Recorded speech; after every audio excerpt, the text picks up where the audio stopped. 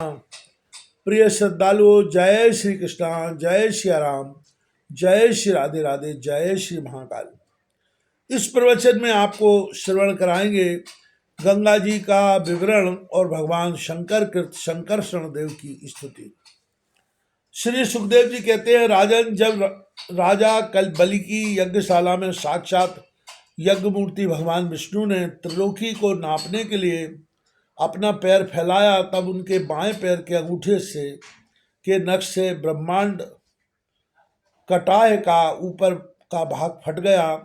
उस छिद्र से होकर जो ब्रह्मांड से बाहर के जल की धारा आई, वह उस चरण कमल को धोने से उसमें लगी हुई केसर के मिलने से लाल हो गई। उस निर्मल धारा का स्पर्श होते ही संसार के सारे पाप नष्ट हो गए जाते हैं, किंतु वह सर्वथा निर्मल ही रहती है। पहले किसी और नाम से न पुकार कर उसे भगवत पदी ही कहते थे। वह धारा हजारों युग बीतने पर स्वर्ग के शिरोभाग में स्थित ध्रुवलोक में उतरी, जिसे विष्णु पदवी कहते हैं। वीरवृत्त परीक्षित उस ध्रुवलोक में उत्तानपाद के पुत्र परम भागवत ध्रुव जी रहते हैं। वे नित्य प्रति बढ़ते हुए भक्ति भाव से यह हमारे कुल देवता का चरणोदक है ऐसा मानकर आज भी उस जल को बड़े आदर से सिर पर चढ़ाते हैं। उस समय प्रेमावेश के कारण उनका हृदय अत्यंत गदगद हो जाता है। उत्कंठावश बरवश मूंदे हुए दोनों नयन कमलों से निर्मल आंसुओं की धारा बहने लगती है और शरीर में रोमांच हो जाता है। इसके पश्चात आत्मनिष्ठ सप्तर्षिगण उनका प्रभाव जानने के कारण यही तपस्या की आत्यंतिक सिद्धि है ऐसा मानकर उसे आज भी इस प्रकार आदरपूर्वक अपने जटाजूट पर वैसे ही धारण करते हैं जैसे मुमुक्षु जन प्राप्त हुई मुक्ति को। यों में बड़े ही निष्काम हैं। सर्वात्मा भगवान वासुदेव की निश्चल भक्ति को ही अपना परम धन मानकर उन्होंने अन्य सभी कामनाओं को त्याग दिया है। यहाँ तक कि आत्मज्ञान को भी ये उसके सामने कोई चीज़ नहीं समझते। वहाँ से गंगा जी करोड़ों विमानों से घिरे हुए आकाश में होकर उतरती हैं और चंद्रमंडल को आप्लावित करती मेरु के शिखर पर ब्रह्मपुरी में गिरती है। वहाँ ये सीता, अलकनंदा, चक्षु और भद्रा नाम से 4 धाराओं में विभक्त हो जाती हैं तथा अलग अलग चारों दिशाओं में बहती हुई अंत में नदियों के अधीश्वर समुद्र में गिर जाती हैं। इनमें सीता ब्रह्मपुरी से गिरकर केसरांचलों के सर्वोच्च शिखरों में होकर नीचे की ओर बहती, गंधमादन के शिखरों पर गिरती और भद्राश वर्ष को प्लावित कर पूर्व की ओर खारे समुद्र में मिल जाती है। इसी प्रकार चक्षु माल्यवान के शिखर पर पहुंचकर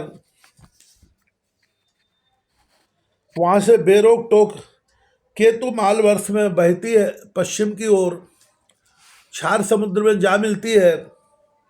भद्रा मेरु पर्वत के शिखर से उत्तर की ओर गिरती है तथा एक पर्वत से दूसरे पर्वत पर जाती है। अंत में भगवान के शिखर से गिरकर उत्तर कुरु देश में होकर उत्तर की ओर बहती हुई समुद्र में मिल जाती है।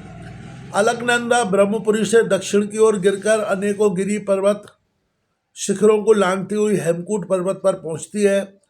वहां से अत्यंत तीव्र गति से हिमालय के शिखरों को चीरती हुई भारतवर्ष में आती हैं और फिर दक्षिण की ओर समुद्र में जा मिलती है। उनमें स्नान करने के लिए आने वाले पुरुषों को पद पद पर अश्वमेघ और राजसूय आदि यज्ञों का फल भी दुर्लभ नहीं है। प्रत्येक वर्ष में मेरु आदि पर्वतों से निकली हुई और भी सैकड़ों नदियां हैं। इन सब वर्षों में भारतवर्ष ही कर्मभूमि है। शेष 8 वर्ष तो स्वर्गवासी पुरुषों के स्वर्ग भोग से बचे हुए पुण्यों को भोगने के स्थान है, इसलिए उन्हें भूलोक के स्वर्ग भी कहते हैं। वहाँ के देवतुल्य मनुष्यों की मानवीय गणना के अनुसार 10,000 वर्ष की आयु होती है। उनमें 10,000 हाथियों का बल होता है तथा उनके वज्र सदृश सुदृढ़ शरीर में जो शक्ति, यौवन और उल्लास होता है, उनके कारण वे बहुत समय तक मैथुन आदि विषय भोगते रहते हैं। अंत में जब भोग समाप्त होने पर उनकी आयु का केवल 1 वर्ष रह जाता है, तब उनकी स्त्रियां गर्भ धारण करती हैं। इस प्रकार वहाँ सर्वथा त्रेता युग के समान समय बना रहता है। वहाँ ऐसे आश्रम, भवन और बर्फ पर्वतों की घाटियाँ हैं जिनके सुंदर वन उपवन सभी ऋतुओं के फूलों के गुच्छे, फल और नूतन पल्लवों की शोभा के भार से झुकी हुई हैं, डालियों और लताओं वाले वृक्षों से सुशोभित है। वहाँ निर्मल जल से भरे हुए ऐसे जलाशय भी हैं जिनमें तरह तरह के नूतन कमल खिले रहते हैं और उन कमलों की सुगंध से प्रमुदित होकर राजहंस, जलमुर्ग, कारंडव, सारस और चकवा आदि पक्षी तरह तरह की बोली बोलते तथा विभिन्न जाति के मतवाले भौरे मधुर मधुर गुंजार करते रहते हैं। इन आश्रमों, भवनों, घाटियों तथा जलाशयों में वहाँ के देवेश्वर गण परम सुंदरी देवांगनाओं के साथ उनके कामुन्न मादक सूचक हास्यविलास और लीला कटाक्षों से मन और नेत्रों के आकृष्ट हो जाने के कारण जल क्रीड़ादि नाना प्रकार के खेल करते हुए स्वच्छंद विहार करते हैं तथा उनके प्रधान प्रधान अनुचरगण अनेक प्रकार की सामग्रियों से उनका आदर सत्कार करते रहते हैं। इन 9 वर्षों में परम पुरुष भगवान नारायण वहाँ के पुरुषों पर अनुग्रह करने के लिए इस समय भी अपनी विभिन्न मूर्तियों से विराजमान रहते हैं। इलावृत वर्ष में एकमात्र भगवान शंकर ही पुरुष हैं। श्री पार्वती जी के शाप को जानने वाला कोई दूसरा पुरुष वहाँ प्रवेश नहीं करता, क्योंकि वहाँ जो जाता है वही स्त्री रूप हो जाता है। इस प्रसंग का हम आगे 9वें स्कंद में के वर्णन में भी श्रवण कराएंगे। वहाँ पार्वती एवं उनकी अरबों खरबों दासियों से सेवित भगवान शंकर परम पुरुष परमात्मा की वासुदेव, प्रद्युम्न, अनिरुद्ध और संकर्षण संज्ञक चतुर्व्यूह मूर्तियों में से अपनी कारण रूपा संकर्षण नाम की तमा प्रधान चौथी मूर्ति का ध्यान स्थित मनोमय विग्रह के रूप में चिंतन करते हैं और इस मंत्र का उच्चारण करते हुए इस प्रकार स्तुति करते हैं। भगवान शंकर कहते हैं, ओम जिनसे सभी गुणों की अभिव्यक्ति होती है, उन अनंत और अव्यक्त मूर्ति ओमकार स्वरूप परम पुरुष श्री भगवान को नमस्कार है।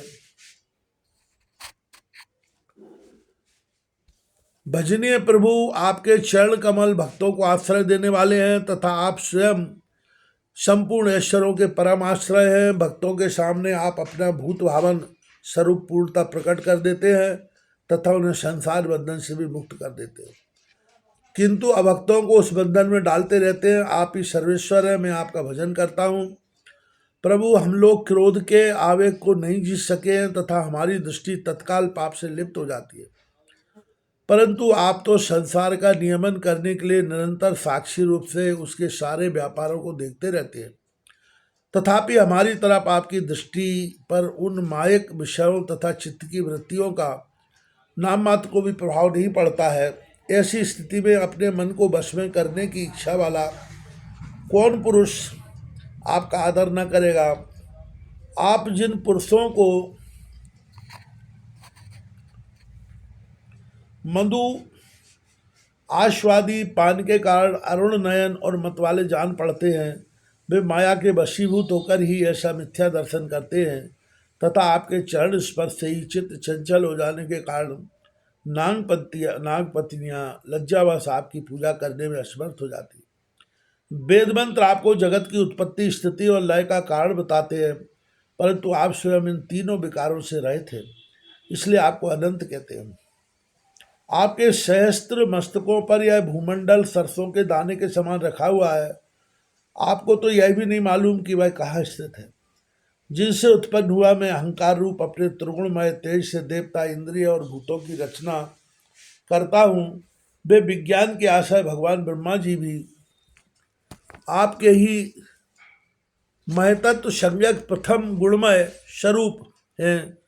महात्मन, महतत्व, अहंकार, इंद्राभिमानी देवता, इंद्रिया और पंचभूत आदि हम सभी डोरी में बंधे हुए पक्षी के समान आपकी क्रिया शक्ति के वशीभूत होकर आपकी ही कृपा से इस जगत की रचना करते हैं। सत्वादि गणों की सृष्टि से मोहित हुआ यह जीव आपकी ही रची हुई तथा कर्म बंधन में बंधने वाली माया को तो कदाचित जान भी लेता है, किंतु उससे मुक्त होने का उपाय उसे सुगमता से नहीं मालूम होता। इस जगत की उत्पत्ति और प्रलय भी आपके ही रूप है, ऐसे मैं आपको बार बार नमस्कार करता हूँ।